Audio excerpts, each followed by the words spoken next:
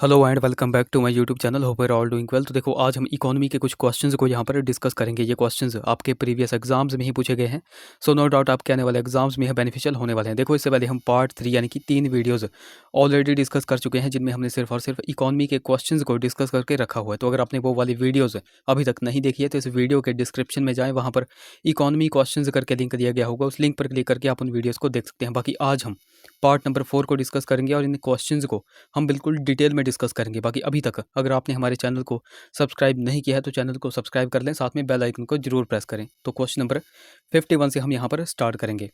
Who coined the term Hindu rate of growth for Indian economy. तो Hindu rate of growth शब्द को भारतीय अर्थव्यवस्था में किसने दिया था? अब देखो, हिंदू रेट ऑफ ग्रोथ शब्द को भारतीय अर्थव्यवस्था में राजकृष्णा ने दिया था। तो ऑप्शन बी यहाँ पर बिल्कुल करेक्ट हो जाएगा। अब आप पूछोगे कि हिंदू रेट ऑफ ग्रोथ है क्या, तो देखो सिंपल से वर्ड्स में मैं आपको यहाँ पर बता देता हूँ। देखो, जब भारत स्वतंत्र हुआ था तो उसके 3 दशकों तक, यानी कि आप कह सकते हो कि 1977 या फिर 1980 तक, आप कह सकते हो कि 1980 तक भारत की अर्थव्यवस्था 3 से 4% के बीच में ही रह रही थी, यानी कि बढ़ नहीं रही थी। तो इसे ही क्या कहा गया? इसे ही कहा गया हिंदू रेट ऑफ ग्रोथ। और ये शब्द किसने दिया था? ये शब्द दिया था राजकृष्णा ने। तो ये सारे के सारे पॉइंट्स आपको यहाँ से नोट रखने हैं। अगले क्वेश्चन की बात करें, which one of the following is a development expenditure. तो निम्न में से कौन सा विकास खर्च है? अब देखो, ग्रांट इन एड हो गया, डेप्ट सर्विसेज हो गया, सिविल एडमिनिस्ट्रेशन हो गई, ये सारे के सारे जो है तो डेवलपमेंट एक्सपेंडिचर नहीं है। सिर्फ और सिर्फ यहाँ पर इरिगेशन एक्सपेंडिचर यानी कि सिंचाई खर्च, यह एक डेवलपमेंट एक्सपेंडिचर है। सो ऑप्शन डी यहाँ पर बिल्कुल करेक्ट हो जाएगा, ऑप्शन डी। अगले क्वेश्चन की बात करें तो क्वेश्चन नंबर हमारा 53 है। The main source of national income in India is. तो भारत में राष्ट्रीय आय का प्रमुख स्रोत क्या है? आप सभी को पता है कि भारत में राष्ट्रीय आय का प्रमुख स्रोत जो है तो तृतीयक क्षेत्र यानी कि टर्शरी सेक्टर से आता है। और टर्शरी सेक्टर में यहाँ पर ऑप्शन सी दे के रखा हुआ है, सर्विस सेक्टर यानी कि सेवा क्षेत्र। से ऑप्शन सी यहाँ पर करेक्ट हो जाएगा। भारत में राष्ट्रीय आय का प्रमुख स्रोत क्या है? तो वो है सेवा क्षेत्र। अब देखो, यहाँ से क्वेश्चन आपसे किस तरह से पूछे जाते हैं वो मैं आपको बता देता हूँ। सबसे पहले आपसे क्वेश्चन यहाँ पर पूछा जाएगा कि ये जो सर्विस सेक्टर है, सर्विस सेक्टर का योगदान टोटल जीडीपी में कितना है? तो देखो, टोटल जीडीपी में है 53.66%। ये आपको पॉइंट नोट रखना है। अब अच्छा, सर्विस सेक्टर के बाद भारतीय अर्थव्यवस्था में किसका जो है तो प्रमुख योगदान है? तो सेकंड नंबर पर आता है इंडस्ट्रियल सेक्टर, जो कि ऑप्शन बी में देके रखा है। तो आपसे यहाँ से भी क्वेश्चन पूछा जाता है कि इंडस्ट्रियल सेक्टर का योगदान टोटल जीडीपी में कितना है? तो वो आपको नोट रखना है, अप्रॉक्सीमेट 29%। फिर आपसे पूछा जाता है कि प्राइमरी सेक्टर है, जिसमें कृषि आ जाता है, जो कि ऑप्शन ए में देके रखा हुआ है। तो प्राइमरी सेक्टर का योगदान टोटल जीडीपी में कितना है? तो टोटल जीडीपी में है 17%, अप्रॉक्स 17%। तो ये सारे के सारे पॉइंट्स आपको नोट रखने हैं। मैंने आपको बता दिया सेवा क्षेत्र में कितना है, तो सेवा क्षेत्र में है अप्रॉक्स 53%। और उद्योग क्षेत्र यानी कि इंडस्ट्रियल सेक्टर में कितना है? 29%। और कृषि में कितना है, यानी कि प्राइमरी सेक्टर में कितना है? तो वो है 17%। ये मैंने आपको अप्रॉक्स बता दिए। अगले क्वेश्चन की बात करें, क्वेश्चन हमारा 54 है। In which 5 year plan the major objectives was the eradication of poverty. तो कौन सी पंचवर्षीय योजना में गरीबी हटाने का प्रमुख उद्देश्य था? तो देखो, यह था 5वीं पंचवर्षीय योजना में से ऑप्शन बी यहाँ पर करेक्ट हो जाएगा। 5वीं पंचवर्षीय योजना में गरीबी हटाने का प्रमुख उद्देश्य रखा गया था। अब यहाँ से क्वेश्चन किस तरह से पूछे जाते हैं? आपसे क्वेश्चन पूछा जाता है कि 5वीं पंचवर्षीय योजना कब से कब तक चली थी? तो कब से कब तक चली थी? 1974 से लेकर के 1978 तक चली थी। फिर आपसे दूसरा क्वेश्चन पूछा जाता है कि 5वीं पंचवर्षीय योजना किस मॉडल पर आधारित थी? तो देखो, किस मॉडल पर आधारित थी? तो यह डीपी धर मॉडल पर आधारित थी। ये पॉइंट आपको नोट रखना है। और इसी पंचवर्षीय योजना में गरीबी हटाओ का नारा दिया गया था, यानी कि गरीबी उन्मूलन का नारा दिया गया था। ये सारे के सारे पॉइंट्स आपको नोट रखने हैं। अच्छा, यहाँ से आप एक क्वेश्चन का आंसर कमेंट्स करके बताओ कि भारत में जो पंचवर्षीय योजना है, तो भारत में पंचवर्षीय योजना को किसने विकसित किया था? ये आप नीचे कमेंट्स में बता दो। क्वेश्चन नंबर 55 की बात करें, population density is defined as the number of persons. तो जनसंख्या घनत्व डैश व्यक्ति की संख्या के रूप में परिभाषित किया जाता है। अब देखो, ये क्वेश्चन किस तरह से पूछा गया है वो मैं आपको यहाँ पर एग्जाम्पल के तौर पर बता देता हूँ। जैसे आपसे हिमाचल के बारे में ही बात कर ली जाए, जैसे आपसे क्वेश्चन पूछा जाता है कि 2011 के अनुसार हिमाचल प्रदेश का जनसंख्या घनत्व कितना है? तो जनसंख्या घनत्व आप कितना बताते हो? तो आप बताते हो 123 व्यक्ति पर स्क्वायर किलोमीटर। क्या बताते हो? 123 व्यक्ति प्रति वर्ग किलोमीटर। सो यही यहाँ आपसे पूछा गया है कि जनसंख्या घनत्व को किससे दर्शाया जाता है? तो इस पर स्क्वायर किलोमीटर से दर्शाया जाता है, यानी कि प्रति वर्ग किलोमीटर से दर्शाया जाता है। सो ऑप्शन बी यहाँ पर बिल्कुल करेक्ट हो जाएगा। अब देखो, यहाँ से हमने एक क्वेश्चन तो डिस्कस कर लिया कि 2011 की जनगणना के अनुसार भारत हिमाचल प्रदेश का जनसंख्या घनत्व कितना है? तो वो है 123 व्यक्ति पर स्क्वायर किलोमीटर। अब यहीं पर आपसे पूछा जा सकता है कि भारत का जनसंख्या घनत्व कितना है? तो भारत का जनसंख्या घनत्व है 328 व्यक्ति पर स्क्वायर किलोमीटर।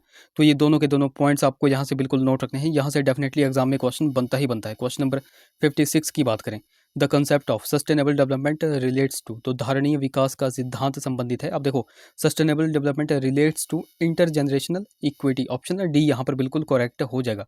अब सस्टेनेबल डेवलपमेंट की यहाँ पे बात की गई है, तो सस्टेनेबल डेवलपमेंट से एक क्वेश्चन बनता है। तो क्वेश्चन आपसे पूछा जाता है कि टोटल सस्टेनेबल डेवलपमेंट गोल्स कितने हैं, तो टोटल कितने हैं, वो हैं 17। अब ये 17 है। देखो, सस्टेनेबल डेवलपमेंट के बारे में मैंने आपको इंस्टाग्राम पे बता के रखा है। अगर आपने हमको इंस्टाग्राम पे फॉलो करके रखा है तो वहाँ पर हमने सारे के सारे ये जो 17 गोल हैं, 17 गोल हैं, इन सभी के बारे में बता के रखा है इमेजेस के थ्रू। तो मेक श्योर आप हमें इंस्टा पे भी फॉलो कर लें। बाकी एक तो क्वेश्चन यहाँ से आपको पता चल गया कि टोटल सस्टेनेबल डेवलपमेंट गोल्स कितने हैं, तो वो हैं 17। फिर आपसे क्वेश्चन पूछा जाता है कि ये जो सस्टेनेबल गोल्स हैं 17 हैं, इनमें कितने टारगेट दिए गए हैं, तो टारगेट कितने हैं 169। ये दो के दो पॉइंट्स आपको बिल्कुल यहाँ से नोट रखने हैं।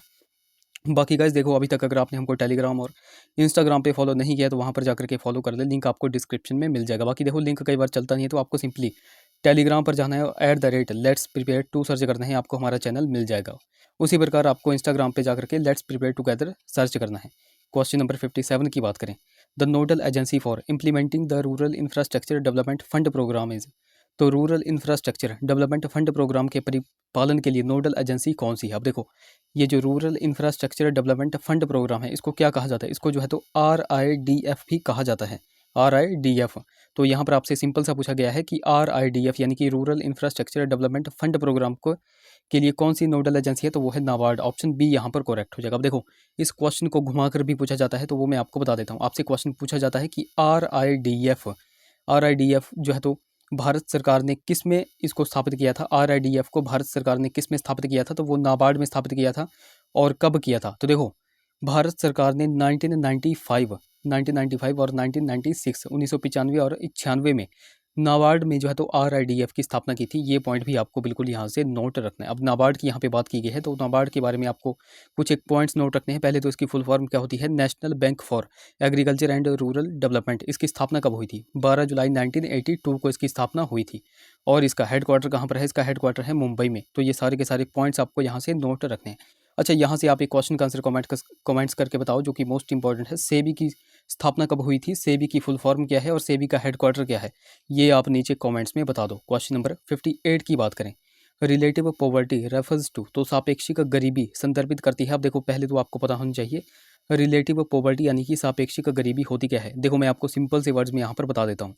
देखो, मान लो कोई एक व्यक्ति है, जैसे एक व्यक्ति है जिसके पास कोई जॉब नहीं है और अपनी लाइफ को वह मेंटेन करने के लिए गवर्नमेंट की सहायता पर निर्भर हो, यानी कि सरकारी सहायता पर निर्भर हो, तो उसी को क्या कहा जाता है, सापेक्षिक गरीबी कहा जाता है। इसमें जो है तो आप किसी व्यक्ति की इकोनॉमिक इनइक्वालिटीज़ जो है तो बताई गई है, यानी कि आप यहाँ पर कह सकते हो कि सापेक्षिक गरीबी किसको संदर्भित करती है, इकोनॉमिक इनइक्वालिटीज़ यानी कि आर्थिक असमानता को यह संदर्भित करती है। सो ऑप्शन डी यहाँ पर बिल्कुल करेक्ट हो जाएगा। बस यहाँ से आपको यही नोट रखना है।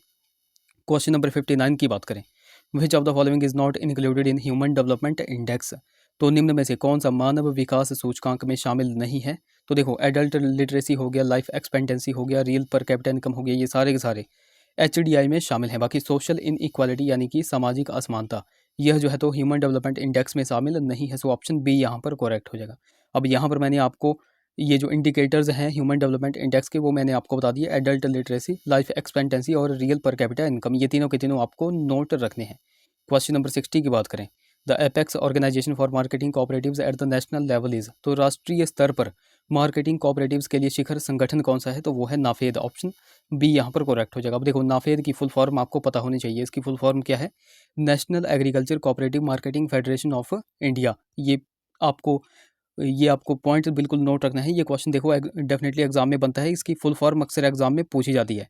और एक और क्वेश्चन यहाँ से बनता है कि इसकी स्थापना कब हुई थी, नाफेद की स्थापना कब हुई थी, तो 2 अक्टूबर 1958 को इसकी स्थापना हुई थी। ये वाला पॉइंट भी देखो आपको बिल्कुल यहाँ से नोट रखना है। क्वेश्चन नंबर 61 की बात करें। बाकी गाइज, अगर आपको वीडियो अच्छी लग रही होगी, हेल्पफुल लग रही होगी, तो जरूर से इस वीडियो को लाइक कर दें। क्वेश्चन नंबर हमारा 61 है, which of the following is not a public sector unit undertaking agency, तो निम्न में से कौन सी सार्वजनिक क्षेत्र यूनिट उपक्रम एजेंसी नहीं है। अब देखो, यहाँ पर पब्लिक एजेंसी पूछा गया है, पब्लिक सेक्टर की एजेंसी पूछा गया है, तो पब्लिक सेक्टर की एजेंसी सेबी भी है, सिडबी भी है और भील भी है। बाकी कौन सी नहीं है जो आपसे पूछा गया है, तो एक्सिस बैंक जो है तो एक पब्लिक सेक्टर एजेंसी नहीं है। सो ऑप्शन डी यहाँ पर बिल्कुल करेक्ट हो जाएगा। अब देखो सेबी के बारे में मैंने आपसे क्वेश्चन पूछा है कि सेबी की फुल फॉर्म, सेबी का हेडक्वार्टर और सेबी की स्थापना कब हुई थी, ये आप नीचे कमेंट्स में बताओगे। अच्छा, सिडबी की फुल फॉर्म क्या है? तो सिडबी की फुल फॉर्म आपको नोट रखनी है, small industries development bank of India. अच्छा, ऑप्शन सी में भील देके रखा है, तो भील की भी फुल फॉर्म आपको नोट रखनी है, भारत हैवी इलेक्ट्रिकल्स लिमिटेड। तो ये सारे के सारे पॉइंट्स आपको नोट रखने हैं। तो देखो गाइस, ये थे हमारे कुछ क्वेश्चंस। आई होप वीडियो आपको इन्फॉर्मेटिव लगी होगी। अगर वीडियो अच्छी लगी है तो जरूर से इसे लाइक करें, शेयर करें, चैनल को सब्सक्राइब करें, साथ में बेल आइकन को जरूर दबाएं। साथ में हमें इंस्टा और टेलीग्राम पे फॉलो करना बिल्कुल भी ना भूलें। तो चलिए मिलते हैं अब अगले वीडियो में। Till then take care.